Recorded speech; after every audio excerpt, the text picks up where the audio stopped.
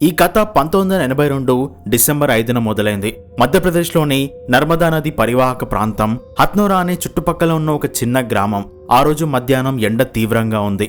నర్మదా నది అప్పుడు ఎప్పటికన్నా కొంచెం లోపలికి వెళ్లిపోయి వేల సంవత్సరాలుగా తనలో దాచుకున్న గట్టులను, ఇసుక పొరలను బయటపెడుతోంది.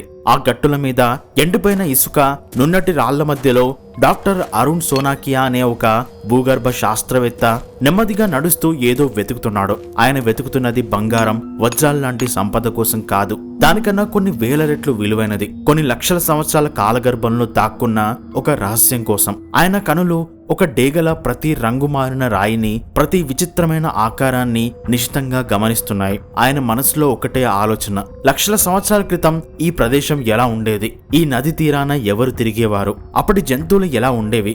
ఆయన ఆలోచన సరిగ్గా అదే. కానీ ఆయనకి ఆ రోజు దొరకబోయే సమాధానం ఆయన ఊహ కన్నా, మొత్తం శాస్త్ర ప్రపంచపు ఊహ కన్నా చాలా పెద్దది. అలా నడుస్తూ ఉండగా ఆయన చూపు ఒక విషయం మీద పడి అక్కడే ఆగిపోయింది. అది సిమెంట్ కలర్ లో ఒక గుండ్రని నున్నటి ఆకారంలో నదిగట్టులోని మట్టి పొరల్లో ఇరుక్కొనుంది. మొదట అదొక సాధారణ నున్నటి గులకరాయి అనుకున్నారు. కానీ దాని ఆకారం, దాని మీద సున్నితమైన వంపులు ఆయన్ని ఆకర్షించాయి. దగ్గరికి వెళ్లి తన దగ్గరున్న చిన్న చిన్న పనిముట్లతో చుట్టుపక్కలున్న మట్టిని అత్యంత జాగ్రత్తగా ఒక శిల్పి విగ్రహాన్ని చెక్కినంత శ్రద్ధగా తొలగించి చూశాడు. చేతుల్లోకి తీసుకొని దాని బరువును, దాని ఆకారాన్ని చూస్తుంటే ఆయన గుండె వేగంగా కొట్టుకోవడం మొదలైంది. ఎందుకంటే అది రాయి కాదు, అదొక శిలాజం, అంటే ఫాజిల్. ఇంకా స్పష్టంగా చెప్పాలి అంటే అదొక పుర్రె యొక్క పైభాగం. ఆయన అనుభవం, ఆయన జ్ఞానం ఒక్కసారిగా ఆయనకి చెప్పేశాయి. ఆయన చేతిలో ఉన్నది ఏదో అంతరించిపోయిన జంతువుది కాదు, అదొక మనిషిది. కానీ ఈ కాలం మనిషిది కాదు, ఎప్పుడో ఎవరికీ తెలియని కాలానికి చెందిన ఒక ఆది మానవుడిది. ఆ ఒక్క క్షణం డాక్టర్ సోనాకియా చేతుల్లో ఈ భారతదేశపు మానవ చరిత్రలోనే అత్యంత పెద్ద, అత్యంత ప్రధానమైన ఆధారం ఉంది. ఆ ఒక్క శిలాజం ఈ దేశంలో మన పూర్వీకుల గురించి మనకున్న అస్పష్టమైన ఊహలను, వాదనలను అన్నిటినీ ఒక్కసారిగా మార్చేయగల శక్తి ఉంది. ఆ రోజు ఆయనకు దొరికిన దాన్ని ప్రపంచం నర్మదా మానవుడు అని పిలిచింది. మరియు దాంతోపాటు ఇప్పటికీ ముగియని, ఒక ఆగని సైంటిఫిక్ డిటెక్టివ్ స్టోరీ మొదలైంది. ఆ విషయం బయటికి తెలియగానే ప్రపంచవ్యాప్తంగా ఉన్న పాలియో ఆంథ్రోపాలజిస్టులు, అంటే పురాతన మానవ శాస్త్రవేత్తలు అందరి చూపు ఇండియా మీదకి మళ్ళింది. అప్పటి వరకు ఆది మానవుల కథ అంటే అందరూ అవుట్ ఆఫ్ ఆఫ్రికా సిద్ధాంతం గురించే మాట్లాడేవారు. ఈ సిద్ధాంతం ప్రకారం మానవ జాతి ఆఫ్రికాలో పుట్టింది. అక్కడి నుండి హోమో ఎరెక్టస్ లాంటి జాతులు సుమారు 18 లక్షల సంవత్సరాల క్రితం బయలుదేరి ప్రపంచమంతా వ్యాపించారు అని గట్టిగా నమ్మేవారు. మరి ఇండియా సంగతి ఏంటి? ఇండియా కేవలం ఆఫ్రికా నుండి తూర్పు ఆసియాకి వెళ్లే ఒక వలస మార్గం మాత్రమేనా? లేక ఇక్కడ కూడా మానవ పరిణామంలో ఏదైనా ముఖ్యమైన ఘట్టం జరిగిందా? ఈ ప్రశ్నకి సమాధానం చెప్పే ఆధారాలు దాదాపు లేవని చెప్పాలి. కానీ ఇప్పుడు డాక్టర్ సోనాకియా చేతిలో ఒక పక్కా ఆధారం ఉంది. ఈ ఒక్క పుర్రె భాగం ఈ దేశం యొక్క చరిత్ర పుస్తకాల్లో లేకుండా పోయిన లక్షల సంవత్సరాల ఖాళీ పేజీలను నింపొచ్చు. వెంటనే దాని మీద పరిశోధనలు మొదలయ్యాయి. మొదటి ప్రశ్న ఏంటంటే, ఇది ఎవరిది? అంటే ఆడనా, మొగనా? పుర్రె ఆకారాన్ని, దాని పరిమాణాన్ని, ముఖ్యంగా కనుబొమ్మల పైన ఉండే ఎముక యొక్క పరిమాణాన్ని బట్టి మొదట్లో అదొక మగ వ్యక్తిది అయ్యుండొచ్చు అనుకున్నారు. కానీ తర్వాత ఫ్రాన్స్, అమెరికా నుండి వచ్చిన కొంతమంది సైంటిస్టులు దాన్ని ఇంకా లోతైన పద్ధతిలో పరిశీలించారు. వాళ్ళు పుర్రె యొక్క ఎముక మందం, దాని లోపలి భాగం యొక్క లక్షణాలను అనలైజ్ చేసి ఇదొక యువతిది, అంటే ఒక అమ్మాయిది, సుమారు 25 నుండి 30 సంవత్సరాల వయసులో ఉన్న ఒక మహిళది అయ్యుంటుంది అని నిర్ణయించారు. దాంతో అప్పటి నుంచి దాన్ని నర్మదా మ్యాన్ కి బదులుగా నర్మదా హ్యూమన్ అని పిలవడం మొదలుపెట్టారు. సరే, అదొక మహిళది అని తెలిసింది. కానీ అసలు ప్రశ్న అది కాదు. అసలు ప్రశ్న ఏంటంటే, ఆ మహిళ ఎవరు? అంటే ఆమె ఏ జాతికి చెందింది? మనం ఇప్పుడు హోమోసేపియన్స్ అనే జాతి, మనకన్నా ముందు హోమో ఎరెక్టస్, నియాండర్థల్స్ లాంటి చాలా రకాల మానవ జాతులు ఈ భూమి మీద నడిచాయి. మరి నర్మదా తీరాన దొరికిన ఈమె ఏ జాతికి చెందింది?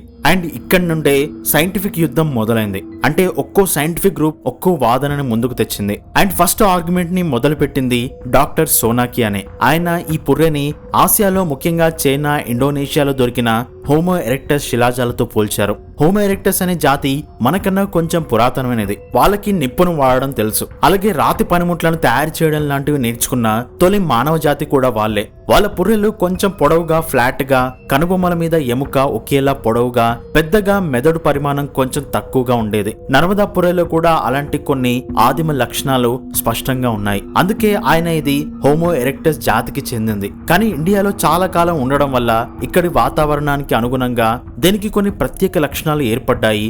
అందుకే దీన్ని హోమో ఎరెక్టస్ నర్మడెన్సిస్ అనే ఒక సబ్ స్పీషీస్ పేరుతో పిలవాలి అని ఆయన ప్రతిపాదించారు. అంటే జావా ద్వీపంలో దొరికితే జావా మ్యాన్ అని, చైనాలో దొరికితే పెకింగ్ మ్యాన్ అన్నట్టుగా నర్మదా దగ్గర దొరికింది కాబట్టి నర్మదా మ్యాన్ అని, అది హోమో ఎరెక్టస్ లోనే ఒక ఇండియన్ బ్రాంచ్ అని ఆయన వాదన.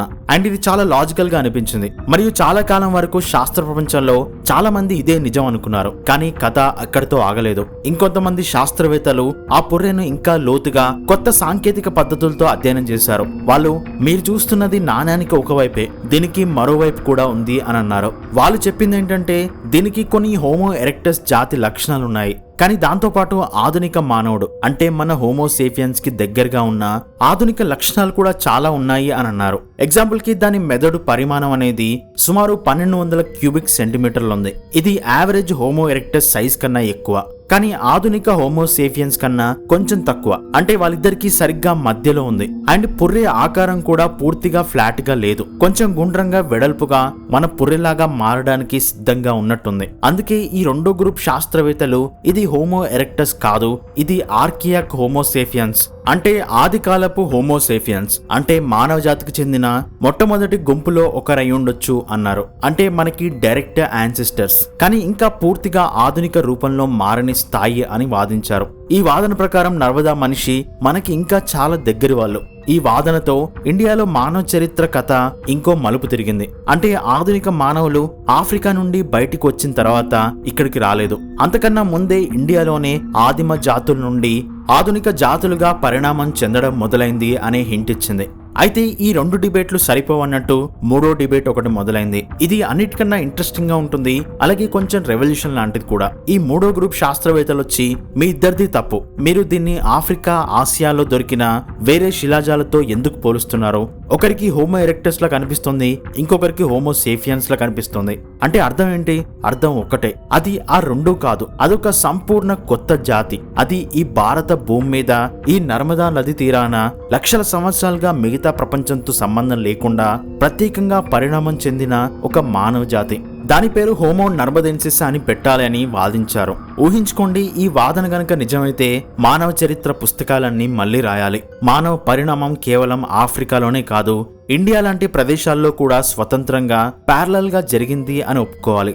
అంటే ఇండియా కేవలం ఒక దారి కాదు, అది కూడా మానవ జాతికి ఒక పుట్టినిల్లు, క్రెడిల్ ఆఫ్ ఎవల్యూషన్ అనే స్థాయికి వెళ్తుంది. ఈ మూడో వాదన ఇప్పటికీ చాలా కాంట్రవర్షియల్ అండ్ మోస్ట్ ఎగ్జైటింగ్ గా ఉన్న డిబేట్ కూడా. ఒక్క స్కల్ చుట్టూ ఇన్ని కథలు, ఇన్ని వాదనలు, ఇన్ని పాసిబిలిటీస్. సరే, ఈ సైంటిఫిక్ వాదనలు పక్కన పెడితే అసలు ఆ నర్మదా మహిళ బ్రతికిన ప్రపంచం ఎలా ఉండేది? కేవలం ఆ పుర్రేనే కాదు, దాంతోపాటు అదే పొరల్లో వేరే విషయాలు కూడా దొరికాయి. ఆ విషయాలు మనకి ఆ కాలం గురించి ఒక అద్భుతమైన సజీవమైన చిత్రం ఇస్తాయి. నర్మదా తీరం అప్పుడు ఇప్పట్లా లేదు, అదొక సవన్న లాంటి ప్రదేశం. గుబురైన అడవులు, ఏనుగు గడ్డి లాంటి పెద్ద పెద్ద గడ్డి భూములతో నిండి ఉండేది. అప్పటి జంతువులు కూడా వేరు. అప్పటి నదిలో ఇప్పటికన్నా చాలా పెద్ద మట్టి నీటి హిప్పోపోటమస్లు, భారీ మొసళ్ళుండేవి. అడవుల్లో ఇప్పటి ఏనుగుల కన్నా పెద్దగా విచిత్రమైన దంతాలతో ఉన్న స్టెగోడాన్ అనే ఏనుగుల జాతి తిరిగేది. పెద్ద పెద్ద పులులు, సింహాలు మరియు ఇప్పుడు అంతరించిపోయిన పొడవాటి కోరపల్లున్న సేబర్ టూత్ క్యాట్స్ లాంటి క్రూర మృగాలు వేటాడేవి. అంత పెద్ద భయంకరమైన జంతువుల మధ్య నర్మదా మనిషి బ్రతికింది.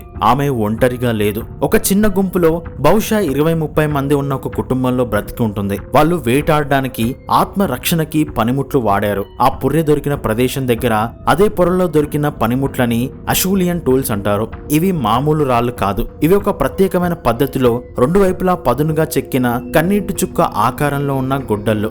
దానితో జంతువుల చర్మాన్ని ఊడదీయొచ్చు, మాంసాన్ని కోయొచ్చు, భూమిలో దుంపలను తవ్వచ్చు, కర్రని చెక్కొచ్చు. అలా ఒక పనిముట్టుతో చాలా పనులు చేసేవారు. అంటే అప్పటి మనిషికి ప్లానింగ్, ఊహాశక్తి మరియు నైపుణ్యం ఉన్నాయి అని అర్థం. వాళ్ళు రోజు లేచి ఈ రోజు ఆహారం ఎక్కడ దొరుకుతుంది, క్రూర మృగాల నుండి ఎలా తప్పించుకోవాలి అని ఆలోచించి సహకారంతో బ్రతికారు. నర్మదా నది వాళ్ళ జీవనాధారం. ఆమె కుటుంబం ఆ నదీ తీరాన్నే ఆహారం, నీళ్లు వెతుక్కుంటూ లక్షల సంవత్సరాల క్రితం ఒక సామాన్యమైన, అత్యంత కష్టమైన జీవితాన్ని గడిపింది. కానీ ఇక్కడే ఇంకో పెద్ద, అసలు అర్థం కాని రహస్యం ఉంది. అంత పెద్ద భారతదేశంలో నర్మదా పుర్రె తప్ప వేరే ఏ చోట కూడా అలాంటి ఆది మానవుల శిలాజాలు ఎందుకు దొరకలేదు? ఆఫ్రికాలోని రిఫ్ట్ వ్యాలీలో వేసిన ప్రతి అడుక్కి ఏదో ఒక శిలాజం దొరుకుతుందంటారు. అక్కడ 100 లక్షల శిలాజాలు దొరికాయి. మరి మన దేశంలో ఎందుకు మనకు కేవలం ఒకటి, అది కూడా ఒక పుర్రె భాగం మాత్రమే దొరికింది. దీనికి శాస్త్రవేత్తలు కొన్ని కారణాలు చెప్తారు. మొదటి కారణం ఏంటంటే మన దేశపు వాతావరణం. ఇండియాలో ఉన్న మాన్సూన్ వాతావరణం అంటే తేమతో కూడిన వేడితనం, ఎముకల లాంటి సేంద్రియ పదార్థాలు శిలాజాలుగా మారడానికి అనుకూలమైనది కాదు. అవి చాలా త్వరగా కుళ్ళిపోయి మట్టిలో కలిసిపోతాయి. శిలాజంగా మారాలంటే ఎముకలు త్వరగా ఇసుక లేదా మట్టిలో కప్పబడి నీటిలోని ఖనిజాలు నెమ్మదిగా ఎముక కణజాలంలోకి చేరాలి. మన దగ్గర ఉన్న వాతావరణానికి ఈ ప్రక్రియ జరగదు. అండ్ రెండో కారణం ఏంటంటే జియోలాజికల్ యాక్టివిటీ. మన నదులు ముఖ్యంగా హిమాలయాల నుండి వచ్చేవి. వరదల వల్ల ప్రతి సంవత్సరం టన్నుల కొద్దీ కొత్త మట్టిని, ఇసుకను తెచ్చివేస్తాయి, పాత పొరలను కప్పేస్తాయి. ఈ కారణం వల్ల ఏమైనా శిలాజాలు ఉన్నా కూడా అవి చాలా లోతుల్లోకి వందల అడుగుల కిందికి వెళ్లిపోయి ఉంటాయి. వాటిని కనుగొనడం చాలా కష్టం. అండ్ మూడో రీజన్ ఏంటంటే మనం ఇంకా సరిగ్గా వెతకలేదు.